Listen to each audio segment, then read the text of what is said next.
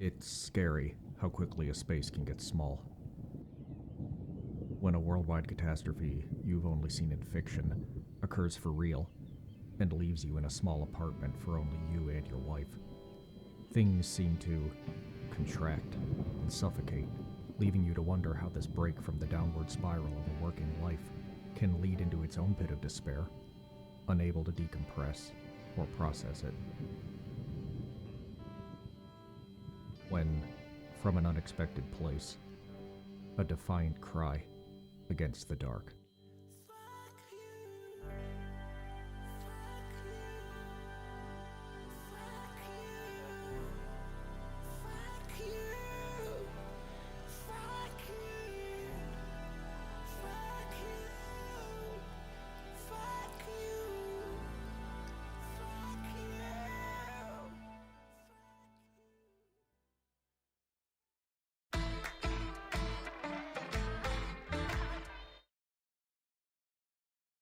Hearing them reminded me of that episode of Pete and Pete, where little Pete stumbles onto Polaris in their garage, and whose tune gets lodged into his subconscious, only for the group to vanish, its magic leaving an indelible mark he tries to rediscover. Only now, like I tripped over a rock and found a diamond hidden underneath, what I had stumbled onto was, for the time being, here to stay, and had been around for some time. With hints of Eiichi Otaki, the playfulness of Masayoshi Takanaka, and early 2000s indie rock.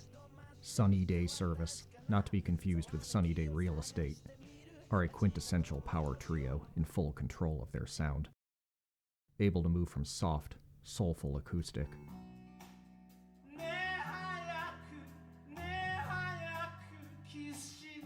into full-on ripping punk.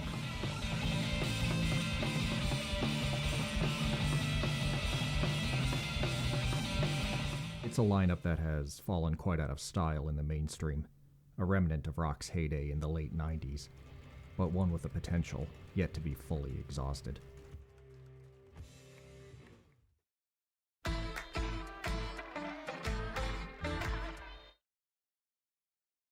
SDS formed in 1992, inactive in one form or another from then to 2000, a hiatus, then reforming in 2008. They are fronted by this man, Keiichi Sokabe, a sort of Dylan meets Springsteen songwriter, bassist Takashi Tanaka, and drummers Norio Katayama, Harushige Maruyama until his unfortunate passing in 2018, and now Mikio Daikuhara. Though those early albums are wonderful, with each an introduction to their uniquely crowd-pleasing throwback sound, I feel they didn't really hit their stride until their reunion work in 2010. Starting with Honjitsu wa Seitanari, each release has grown more ambitious in its scope, ranging from hip-hop collaborations with Kosa and Kid Fresino on 2017's Popcorn Ballads, to the EDM-influenced dual releases in 2018 and 2019 of The City and The Sea. These last two are the apex of their sonic experiments, capturing the aural characters of both a stifling, muted life in a modern metro center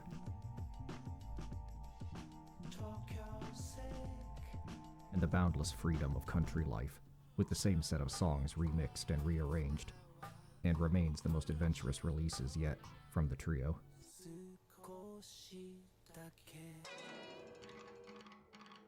Setsuna, from 2016's Dance to You, remains their endearing classic though, their most popular tune, and a memorable video performance that is as odd as it is adorable. It bumps with the vibe of early Counting Crows, the melancholy of REM, and the vocal style of the Shins, but remains uniquely Japanese as it poetically portrays a witch and her lover fallen from the sky.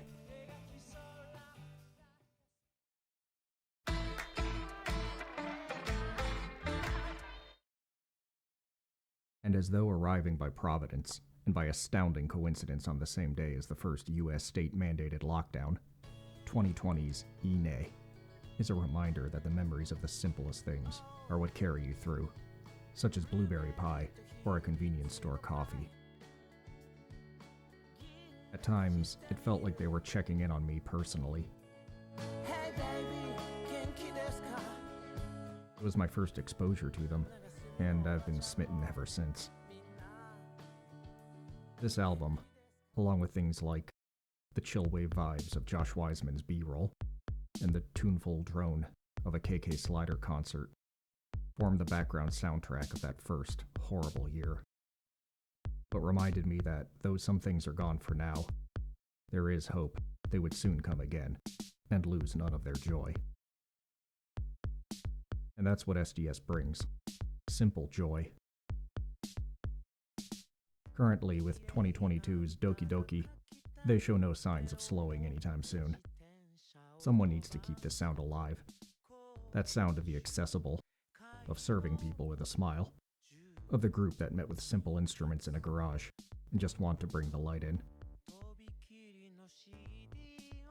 As traditional instrument-based music becomes less and less relevant with the virality of whatever pop is right now, call it simple or passé, but you never know when everything could be taken from you. So, deny the fundamentals at your own peril.